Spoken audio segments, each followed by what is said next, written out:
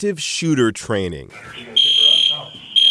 It's intense and lifelike. Portland police go through these drills so they're ready when something like this happens. But would you be?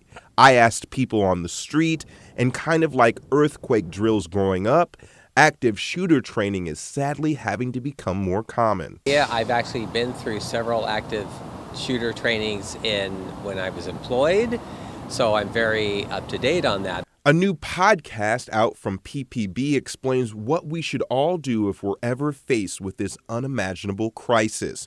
Lieutenant Derek Foxworth has been through several active shooter situations. He created some of the curriculum in the new podcast. He says there was a huge demand in the community for training. So we wanted to have a mechanism where people can still get the information, again, for their individual organization, whether it's a house of worship, a church, a school, whatever the case may be.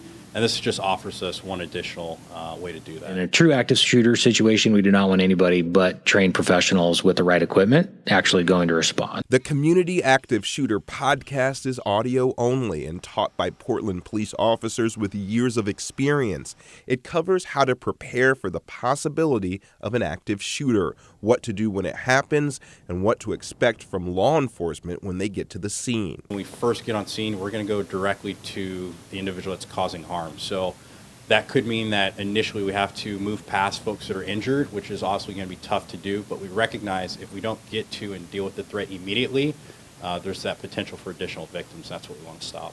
The podcast focuses on three things. Run. Get as far away from the person causing harm as possible. Hide. If you can't escape, then find a closet, a hidden space, something to crawl under where you won't be seen, or a door you can lock. And finally, if you have to, fight.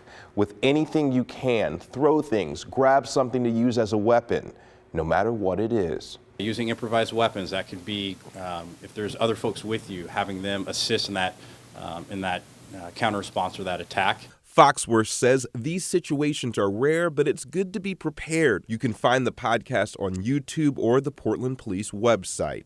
In Portland, I'm Bryant Clerkley, KGW News.